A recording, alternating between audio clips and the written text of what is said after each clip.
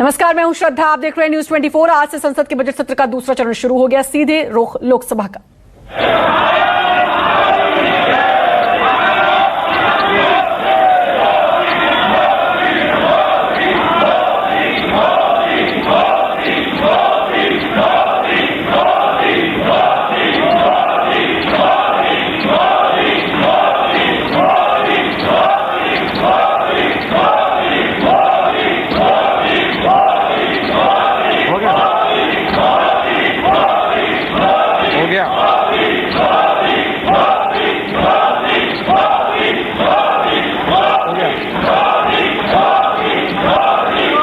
राष्ट्रीय की संसदीय शिष्टमंडल रविवार 13 मार्च 2022 को भारत पहुंचा।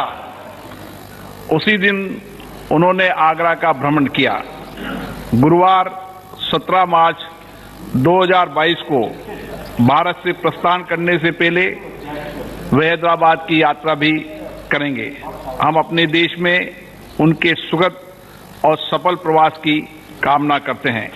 हम उनके माध्यम से राष्ट्रीय की राष्ट्रीय परिषद, संघीय परिषद, सरकार और राष्ट्रीय की मैत्रीपूर्ण जनता को अपनी ओर से तथा सभा की ओर से बधाई और शुभकामनाएं देते हैं। मैं सभा में अपने 3 पूर्व साथियों के दुखद निधन के बारे में सूचित करना चाहता हूं। श्री एस सिंगर वादीवेल तमिलनाडु के तंजावुर संसदीय निर्वाचन क्षेत्र से 6वीं, 7वीं, 8वीं और 9वीं लोकसभा के सदस्य थे। वे लोक लेखा समिति और सभा पटल पर रखे जाने गए पत्रों की समिति के सदस्य भी रहे। श्री एस सिंगर वादीवेल का निधन 87 वर्ष की आयु में 31 जनवरी 2022 को तंजावुर में हुआ। श्री H.V. पाटिल कर्नाटक के बागलकोट संसदीय निर्वाचन क्षेत्र से 8वीं लोकसभा के सदस्य थे। श्री पाटिल याचिका समिति के सदस्य रहे। श्री H.P. पाटिल का निधन 82 वर्ष की आयु में 1 फरवरी 2022 को बागलकोट में हुआ। श्री हेमानंद बिस्वाल ओडिशा के सुंदरगढ़ संसदीय निर्वाचन क्षेत्र से 15वीं लोकसभा के सदस्य थे। उन्होंने श्रम संबंधी समिति के सभापति के रूप में तथा सामान्य प्रयोजन समिति के सरकारी क्षेत्रों के उपकरण समिति के सदस्य के रूप में कार्य किया। एक सक्रिय सामाजिक और राजनीतिक कार्यकर्ता श्री हेमानंद बिस्वाल ओडिशा के मुख्यमंत्री और उप मुख्यमंत्री रहे।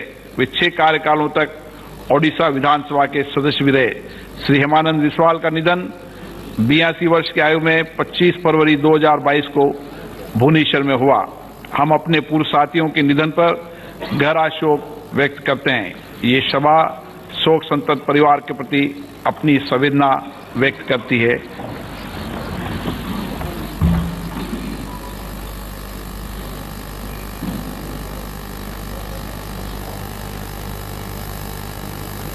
ओम शांति। प्रश्न संख्या 161 श्री राजीव रंजन सिंह जी। प्रश्न संख्या 161। माननीय मंत्री महोदय, माननीय सदस्य। माननीय अध्यक्ष महोदय, मैंने अपने प्रश्न में 15वें वित्त आयोग की जो सिफारिशें हैं उनका ब्यौरा मांगा था। पूरा ब्यौरा तो नहीं मिला है, लेकिन हम माननीय मंत्री जी से एक सवाल जानना चाहते हैं कि 15वें वित्त आयोग ने एक अनुशंसा की कि 17 वैसे राज्य जहां रेवेन्यू डेफिसिट है उन राज्यों के लिए 2,94,518 करोड़ रुपए का प्रावधान किया गया। अब रेवेन्यू डेफिसिट वहां होता है जहां वित्तीय कुप्रबंधन है।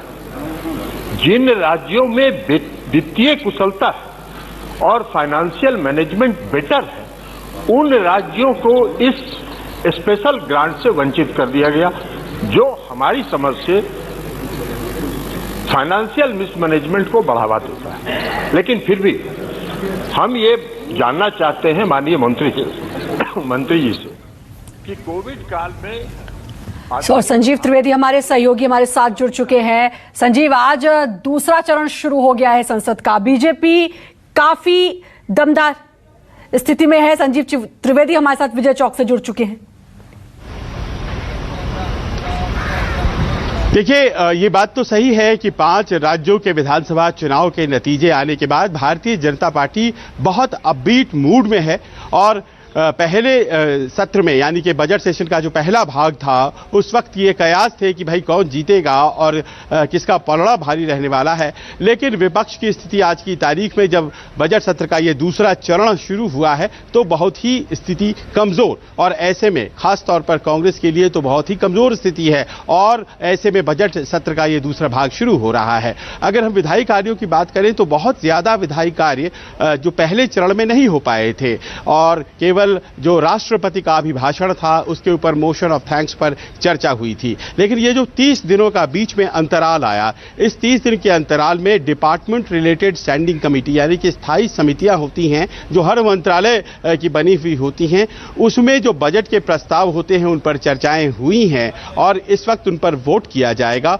और खासतौर पर जो राज्यसभा के सभापति यानी कि वाइस प्रेसिडेंट ब्यौरा भी देंगे कि किस तरह से कार्य हुए हैं। अलावा इसके कई महत्वपूर्ण बिजनेस हैं जो कि इस सत्र में पास किए जाएंगे, पारित किए जाएंगे। और सबसे बड़ी बात यह है कि ये एक ऐसा सत्र होने जा रहा है जिसमें कि सब कुछ सामान्य सा आपको लगने लगेगा। जैसे कि पहला जो सत्र था उसमें अलग अलग समयों पर राज्यसभा और लोकसभा लग रहा था, लेकिन इस बार साइमल्टेनियसली एक साथ लग रहा है। पहले कोविड की वजह से आधे घंटे का जो क्वेश्चन आवर था वो हो रहा था, 0 आवर हो रहा था। अब 0 आवर 1 घंटे का हो गया है और क्वेश्चन आवर जैसे पहले होता था वैसे ही अब होने लगेगा। यानी कि कोविड के जो नियम के कारण कहीं ना कहीं स्टाइफल्ड, कहीं ना कहीं एक रुकावट सी थी, वो खत्म मानी जा रही है और सामान्य तरीके से ये बजट सेशन प्रारंभ हो रहा है।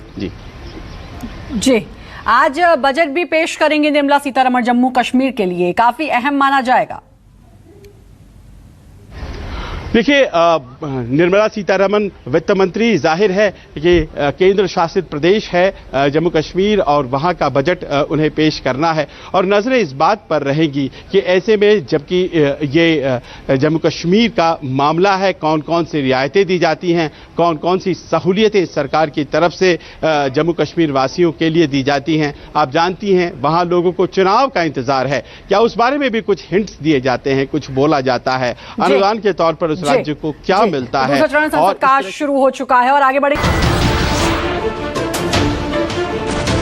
नमस्कार, मैं हूं मानक गुप्ता।